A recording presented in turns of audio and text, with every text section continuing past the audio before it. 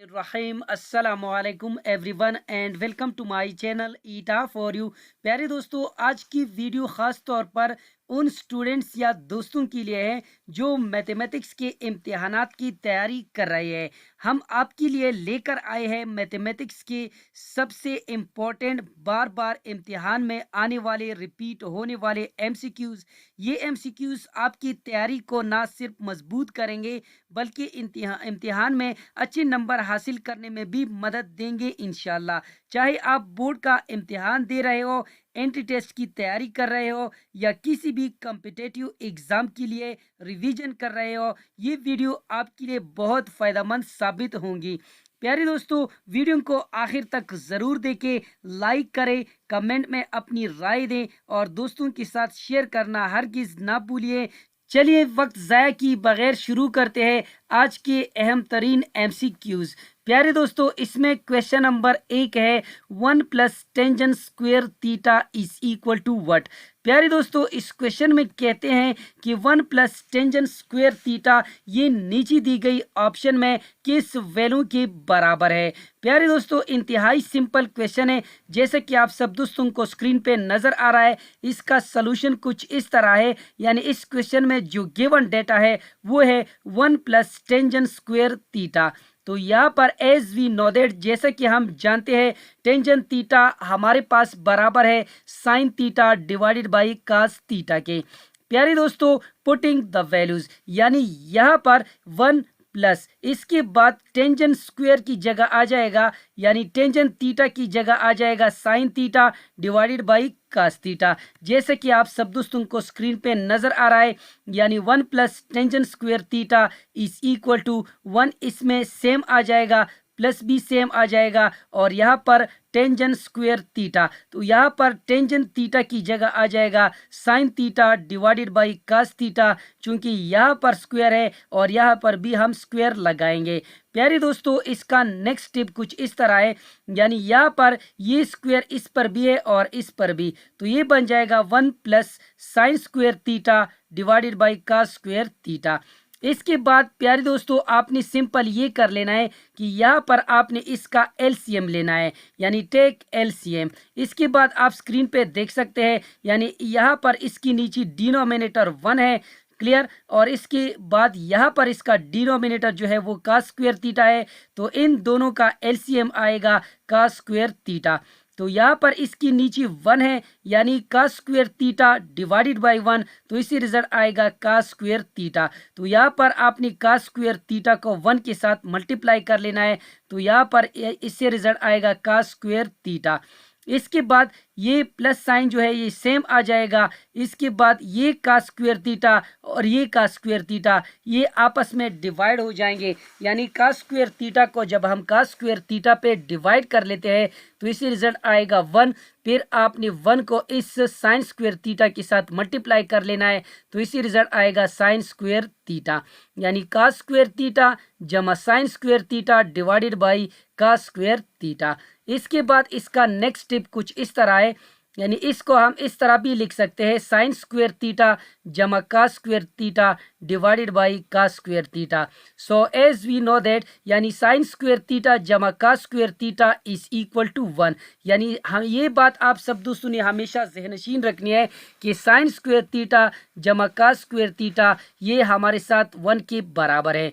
तो यहाँ पर ये कुछ इस तरह बन जाएगा, यानी sine square theta plus cos square theta, इसकी जगह आ जाएगा 1, जैसा कि आपको स्क्रीन पे नजर आ रहा है, यानी ये बन जाएगा 1 divided by cos square theta. यानी कास स्क्वायर जो है ये सीक्वेंट का इन्वर्स है, सीक्वेंट का इन्वर्स कास है, तो यहाँ पर यानी 1 ओवर कास स्क्वायर थीटा की जगह आ जाएगा यानी सीक्वेंट स्क्वायर थीटा। तो इस लिहाज से यहाँ पर इसका राइट ऑप्शन जो है वो है ऑप्शन डी, यानी सीकेंड स्क्वायर थीटा।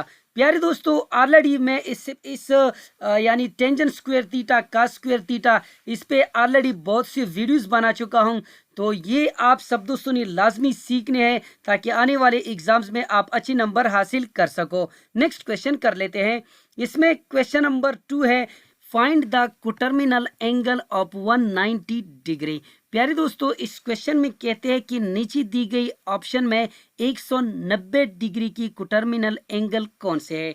प्यारे दोस्तों, सबसे पहले हम कोटर्मिनल एंगल की डेफिनेशन कर लेते हैं कि कोटर्मिनल एंगल से क्या मुराद है।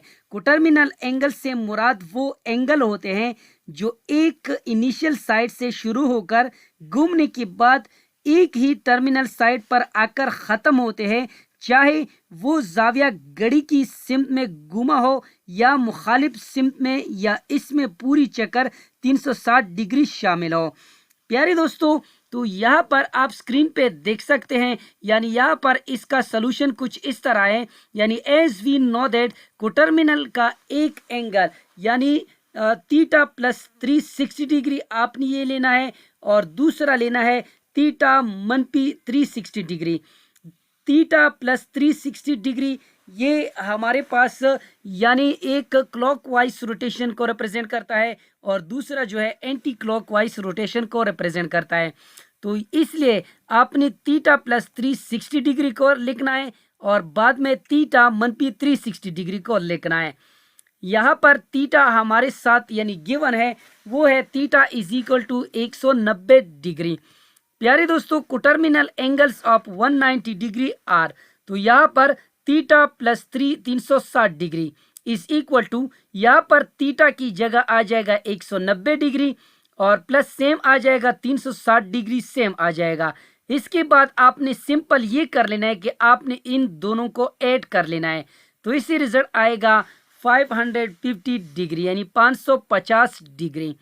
प्यारे दोस्तों, इसका सेकंड कुछ इस तरह है, यानी थीटा मनपी 360 डिग्री, थीटा की जगह आ जाएगा 190 डिग्री, मनपी साइन सेम आ जाएगा 360 डिग्री, फार्मूले में है ये भी सेम आ जाएगा। तो यहाँ पर आपने सिंपल ये कर लेना है कि आपने मनपी 360 से 190 सब्ट्रैक्ट कर लेना है, तो इसी रिजल्ट आएगा मनपी 170 डिग्री। तो यहाँ पर यानी coterminal angles of 190 degree are 550 degree and minus 170 degree. तो यहाँ पर आप स्क्रीन पे देख सकते हैं, तो यहाँ पर इसका राइट ऑप्शन जो है वो है हमारे पास यानी option B 550 degree and minus 170 degree. Next question कर लेते हैं। प्यारे दोस्तों, यहाँ पर क्वेश्चन नंबर 3 है, log x 4 divided by 9 is equal to 2। प्यारे दोस्तों, यहाँ पर इस क्वेश्चन में कहते हैं कि यहाँ पर log x यानी यहाँ पर x की वैल्यू हमने फाइंड आउट करनी है कि नीचे दी गई ऑप्शन में ये x जो है किस वैल्यू के बराबर है। प्यारे दोस्तों, इंतहाई सिंपल क्वेश्चन है, जैसा कि आप सब दोस्तों को स्क्रीन पे नज़र आ रहा है। यानी जो गिवन डेटा है वो है हमारे पास यानी log x 4 divided by 9 is equal to 2। प्यारे दोस्तों, ये क्वेश्चन जो आपको नज़र आ रहा है ये लॉगरिथमिक फॉर्म में है, तो इसको आपने एक्सपोनेंशियल फॉर्म में कन्वर्ट कर लेना है। इसका एक्सपोनेंशियल फॉर्म कुछ इस तरह बन जाएगा, यानी यहाँ पर ये 2 जो आपको नज़र आ रहा है ये इस साइड पे आ जाएगा, और 4 डिवाइडेड बाई 9 ये इस साइड पे आ जाएंगे। तो यहाँ पर x square is equal to 4 divided by 9। प्यारे दोस्तों, इस क्वेश्चन को हम इस तरह भी लिख सकते हैं, यानी x square is equal to यानी 4 जो है ये हमारे पास परफेक्ट स्क्वायर है 9 भी, तो ये बन जाएगा 2 स्क्वायर, ये बन जाएगा 3 स्क्वायर। तो यहाँ पर यानी 2/3, इसको 4/9 को 2/3 होल स्क्वायर भी हम लिख सकते हैं, यानी 2 स्क्वायर 4 3 स्क्वायर 9। तो यहाँ पर अगर आप देखें तो यहाँ पर बेस हमारे पास डिफरेंट है, और एक्सपोनेंट जो है वो हमारे पास सेम है।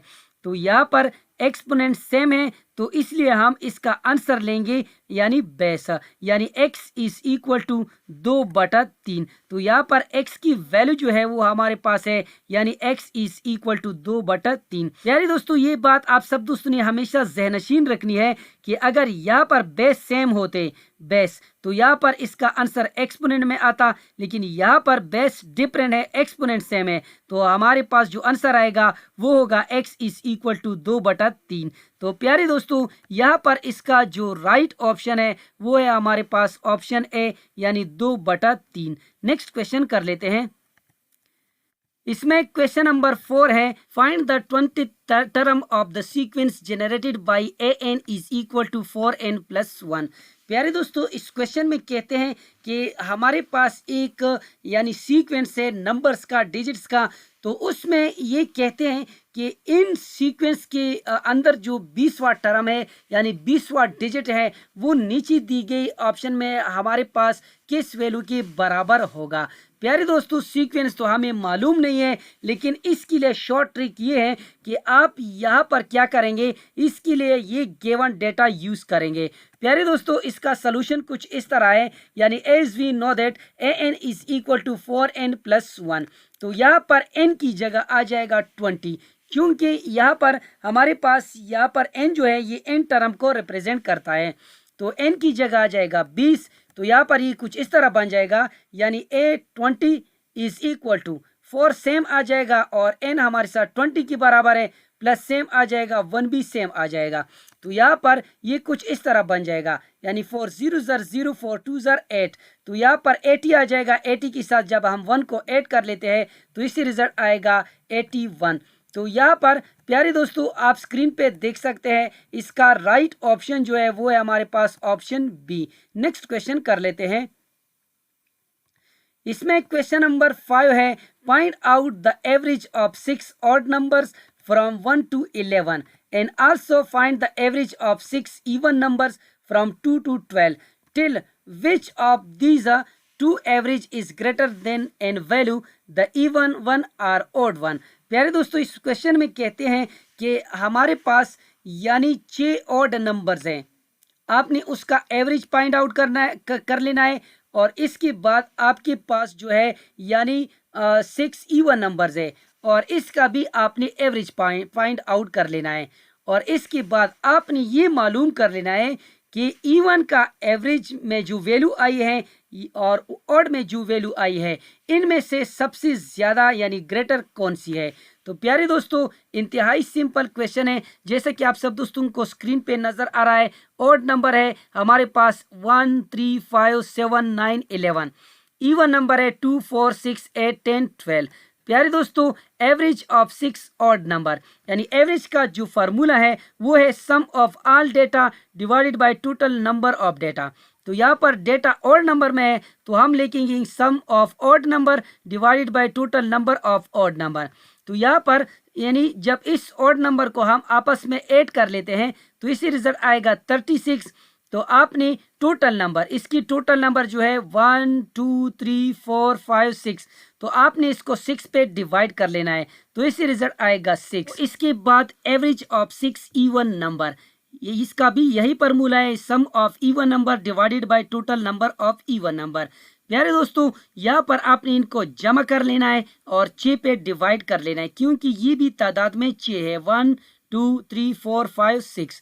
प्यारे दोस्तों, जैसे कि आप सब दोस्तों को स्क्रीन पे नज़र आ रहा है, यानी जब इनको हम ऐड कर लेते हैं तो इसी रिजल्ट आएगा 42 डिवाइडेड बाई 6। तो यहाँ पर 6 और 42 को जब हम आपस में यानी डिवाइड कर लेते हैं तो इसी रिजल्ट आएगा 7। तो प्यारे दोस्तों, यहाँ पर आपको स्क्रीन पे नज़र आ रहा है कि यहाँ पर जो एवरेज ऑफ 6 इवन नंबर है ये ऑड नंबर से ग्रेटर है।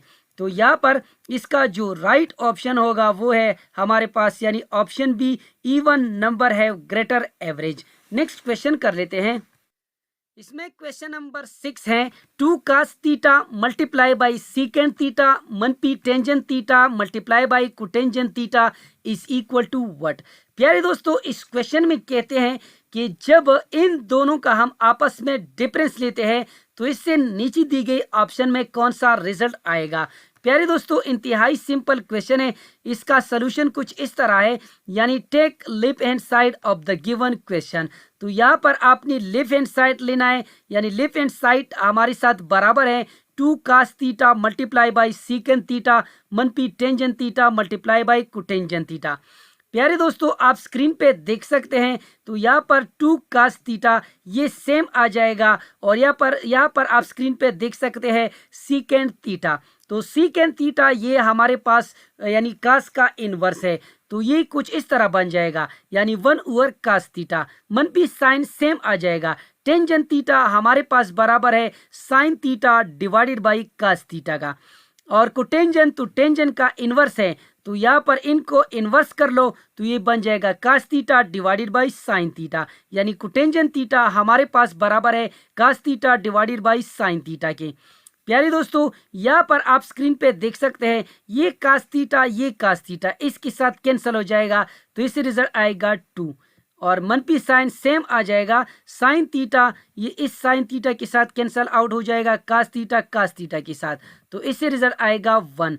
तो 2 मनपी 1 इज इक्वल टू 1। तो प्यारे दोस्तों यहाँ पर इसका राइट ऑप्शन जो है वो है हमारे पास ऑप्शन बी यानी 1। उम्मीद करता हूं कि आज की वीडियो आप सब दोस्तों को पसंद आई होगी। जिन दोस्तों को वीडियो पसंद आई हो, समझ गए हो, तो प्लीज़ चैनल को भी सब्सक्राइब करें, वीडियो को लाइक और शेयर लाजमी किया करें। शुक्रिया, अल्लाह हाफिज़।